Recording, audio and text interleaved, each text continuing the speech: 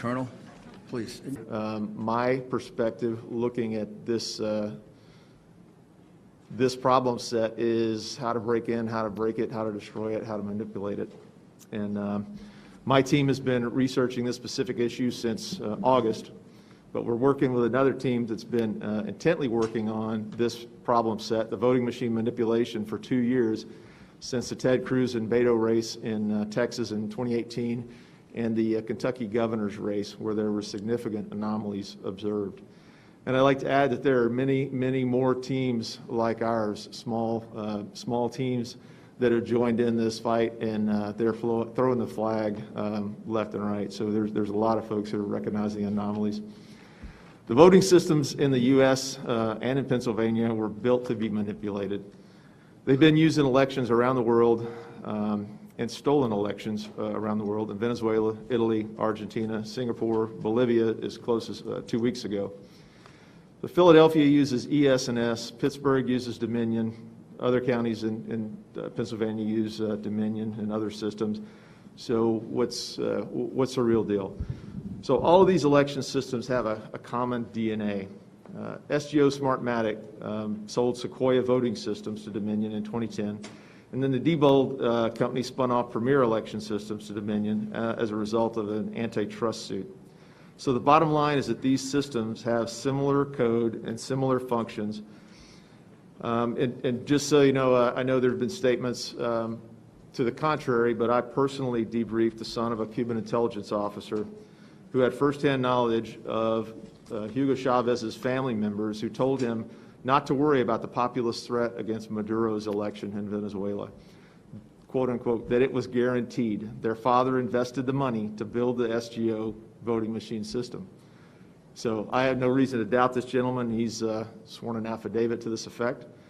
But that's the root of the SGO voting machines.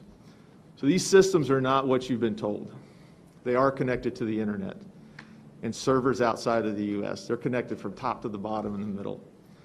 There is no transparency, as our previous witnesses mentioned, as to how the voter information is processed, how and where it's stored.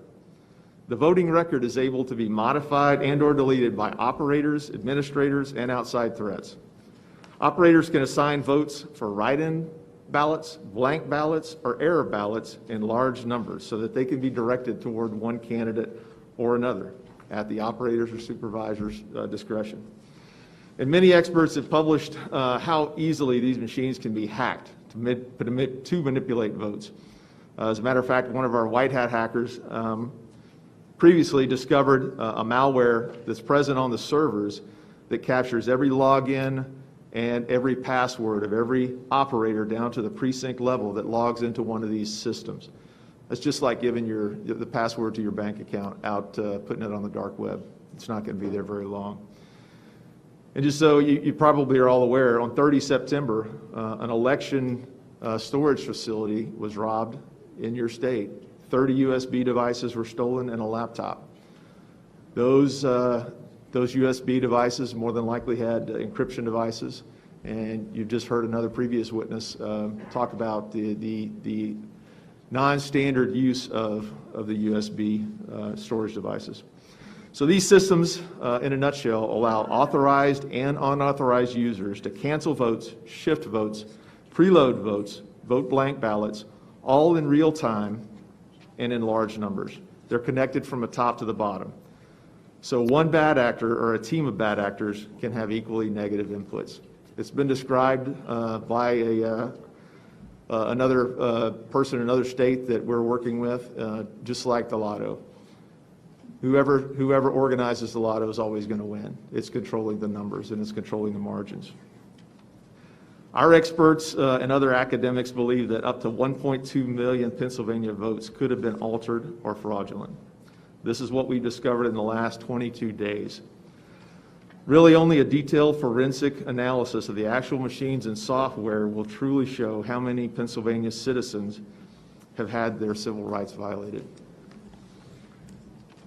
So to use these type of machines with little or no audit trails, little or no transparency of how the votes are processed, where they go, where they're stored, will never leave the public satisfied that we truly have a representative democracy. I'd like to correct something the mayor said. I am not a statistician. I'm a combat officer and didn't do well in math. But I can understand the numbers that he put out earlier. Want to share with you one chart. I believe it's in your package. So what our team has done is focused on the spike anomalies, and these are events where a numerical amount of votes are processed in a time period that's not feasible or mechanically possible under normal circumstances. I believe Greg Stenstrom mentioned earlier the processing of these ballots through machines. There's a manufacturer's specified rate of speed that a number of ballots can be imaged and processed. These spike anomalies in this chart really show where for us to look forensically to actually determine what happened with these votes. Our team has looked at these systems, and there are a dozen ways to interdict the voting process in these issues, whether it's mail-in ballot manipulations.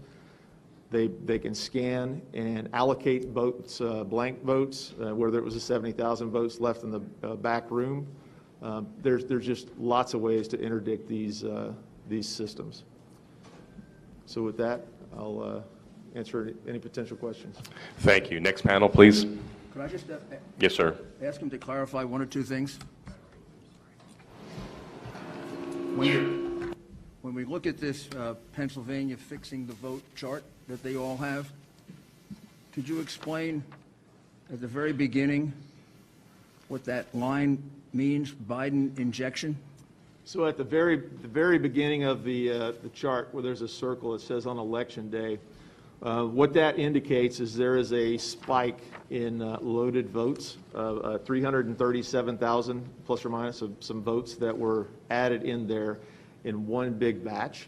So that was an anomaly in the reporting. Normally you would expect to see a smooth curve going up, not any big spikes. That's kind of what Greg was talking about, the anomalies of loading and uploading those votes. So that big spike that occurs there is a prime indicator of fraudulent voting. And that's 604,000 votes in 90 minutes, is that right? Correct. This is 337 votes, 337,000 votes in that period of time. Yes. And when you look at this entire curve with all these spikes, can you calculate how much of a vote that accounted for Biden and how much for Trump? Close to 600,000. I think our figures are about 570 some odd thousand that all those spikes represent over time. For Biden? Correct. And how much for Trump? I think it was a little over 3,200.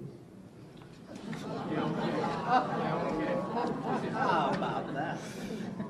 Now, just to go back to your original document, this one pager that they all have. Mail-in ballots counted without being observed. Those are the ballots we were talking about that were not observed in Allegheny County and in Philadelphia. Correct. Is that right? 682,770. Now, this is the part that is a mystery. Mailed ballots sent out, 1,823,148. But when you go to the final count of the vote, there are 2,589,242 mail-in ballots. What happened? How do you account for the 700,000 mail-in ballots that appeared from nowhere? So our cyber team uses white hat hacking techniques. They gather a lot of publicly available information, and that information was from the Secretary of State's website. That website has been updated as late as 11/16 this morning with provisional and mail-in ballots, so those numbers are still changing. They changed last night, so it's a continual target. This is 22 days after the election. That number, the The 2.5 million number is no longer on the website. Just been taken off? It's not there anymore. Is there any explanation for why it's been taken off? There was no annotations. But has there been a change made in the 2,589,242 mail-in votes that have been counted in the total vote? I'd have to check the Secretary of State's website as of And could you also after check and see, 11/16. is there any change in the 1,823,148 ballots that were sent out? The mailed-out ballots number seems to be holding steady.